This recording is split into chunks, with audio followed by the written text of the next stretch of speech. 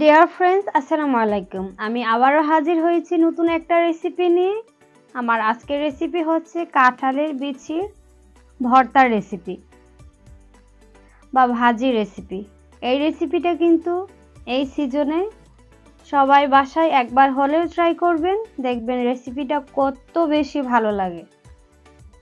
এই রেসিপি বাসায় থাকলে আর যাদের শুটকি অনেক বেশি পছন্দ তাদের তো কোনো কথাই নেই।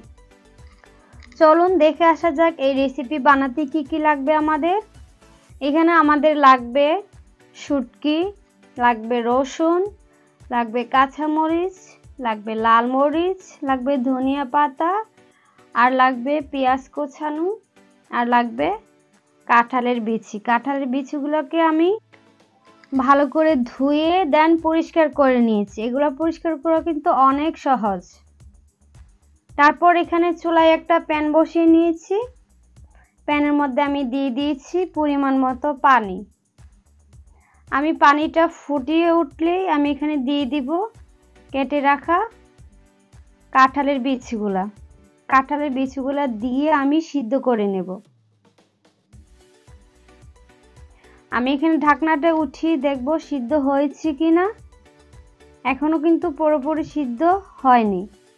আমি আবার ঢাকনা দিয়ে ঢেকে ভালোভাবে সিদ্ধ করে নেব। আর এটা কিন্তু ভালোভাবে সিদ্ধ করে নিতে হবে। যখন দেখবেন একেবারে সিদ্ধ করা হয়ে গেছে তখন আমরা উঠিয়ে নিব।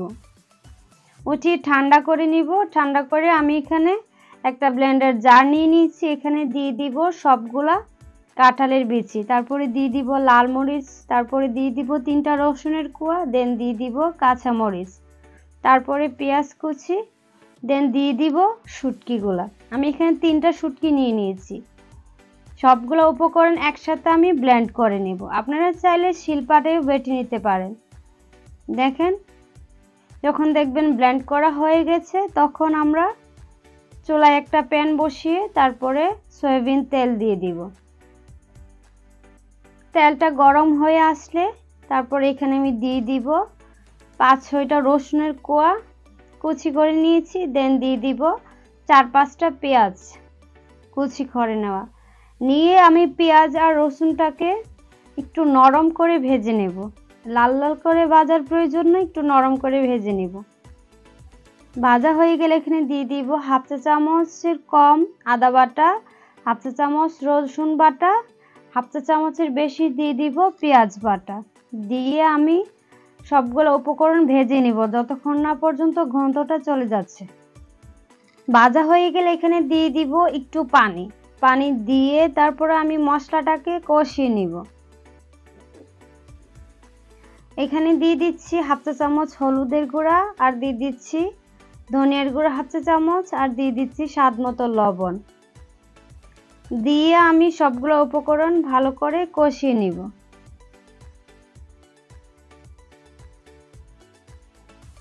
এখন আমি ঢাকনা দিয়ে ঢেকে তারপর মশলাটাকে কষিয়ে নিচ্ছি। ঢাকনা উঠিয়ে দেখেন, যখন তেলটা উপরে ভেসে উঠবে তখন বুঝবেন যে মশলা কষানো হয়ে গেছে। এখন আমি ব্লেন্ড করা পেঁয়াজ, রসুন, তারপর শুটকি, দেন কাঁঠালের বিচি সবগুলো পেস্ট আমি এখানে দিয়ে দিব। আমি কিন্তু এখানে মরিচের গুঁড়া ইউজ করি নাই, কারণ আমি মরিচ কিন্তু দিয়ে দিয়েছি, পেস্ট করে নিয়েছি একসাথে। সবগুলো উপকরণ আমি এখন একসাথে মিশিয়ে নিব। মিশিয়ে কিছুক্ষণ 5 মিনিটের মতো কষিয়ে নিব।